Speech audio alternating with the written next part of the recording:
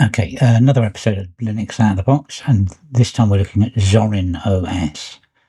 Zorin's like a derivative of Ubuntu, and this machine, 9060 XT, Ryzen 9, it's my sort of like do everything box, 32 gigs of RAM, and I'm doing all the distro installations on this machine.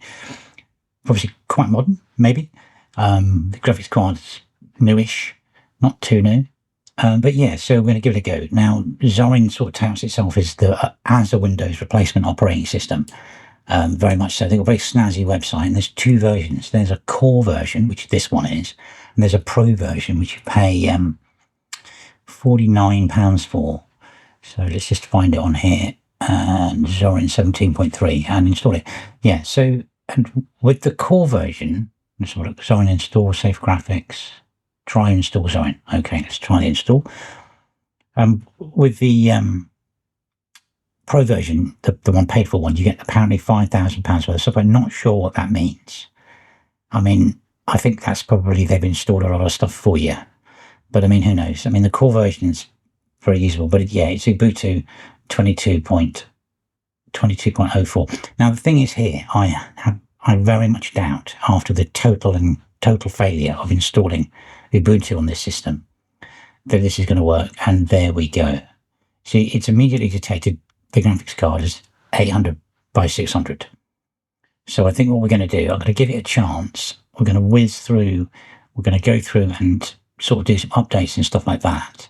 Okay, let's just uninstall it. And if it doesn't catch the graphics card, we'll sort of skip out. Okay, so pretty standard. UK English. You can see the graphics card is off the screen. Download updates. Yeah, that sounds good. Update software for graphics and Wi-Fi. Okay, that's interesting. And then erase disk and install Zorin. Let's go for it. Okay, that isn't the disk I want to install it on. That's my USB key. I wonder why it's done that. I've had this. I think it was Fedora did the same thing. You tried to install the OS onto the installed USB, saying I'll go back, and I have to go back again because it won't let me do it again, I don't think. Okay, I'm thinking about it. I'm thinking about what to do. What did I do on Zorin? What did I do on Fedora? I went backwards. Something else. No, it won't let you. You have to go back and then back again.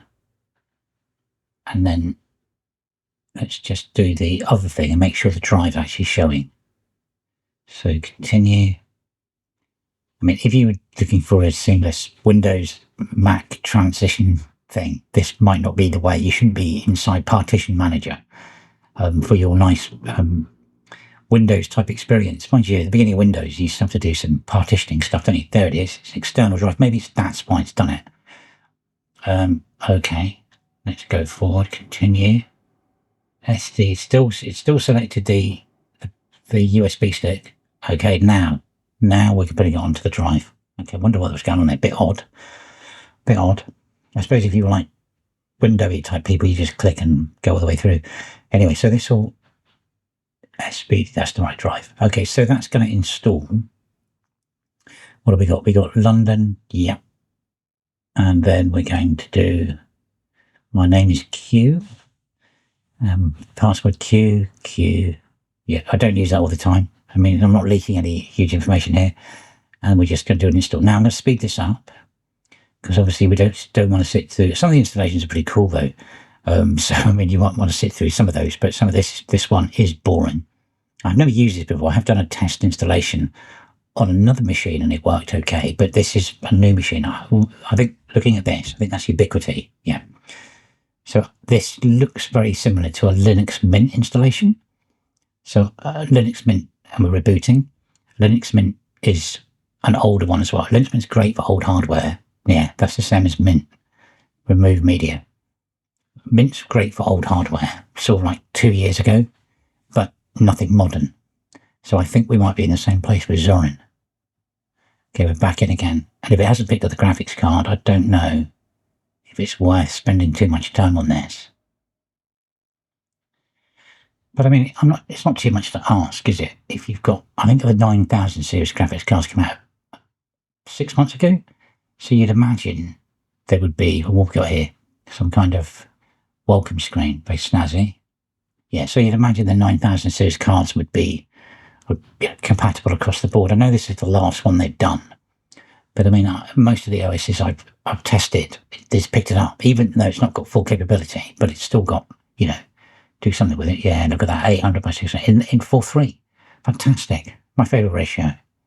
But it's got some stuff installed. What we got? We got Brave browser. Office is already on there. Windows app support. What's that? Not seen that before. Zorin Connect. Zorin Appearance. I think if you buy the Pro version of this, you can actually get like different, normal file browser. You can get different looks to the OS. So make it more Mac-like or make it more Windows. I've got some updates to do. Let's do that. I think I may install this not as part of this series, because this is all about this machine. Basically, this is all about a machine, reasonable computer, put Linux on it, and somebody wants to go from Windows or Mac, wants to switch over. They want to maintain as much, they want to be creative, they want to do video work, or they want to play games. How far is Linux along with this? It's downloading a load of stuff here. But I doubt this is going to help. What's that? If you don't know why the file is already there, it's usually saved to place. Nice. Yeah. Helpful. Let's give it a that. And then, okay, it's up to date.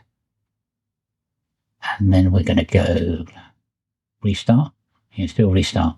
Last chance for Zorin before we call it quits, because I don't think we're going to get any joy. I think there's no point installing Steam on this unless we want to play. Mind you, could do some emulation. Could play some 640 by 480 games. That might work, but I don't think so. What are we going to get back? I like the logo. Zorin. Wasn't Zorin the thing in James Bond? Christopher Walken plays Zorin, didn't he?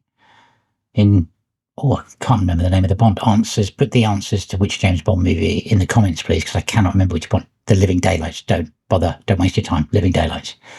Okay, so apps installed, pretty generic stuff. Character, document, format, system monitor. The thing about this is they seem to be named more cohesively to like Windows terminology.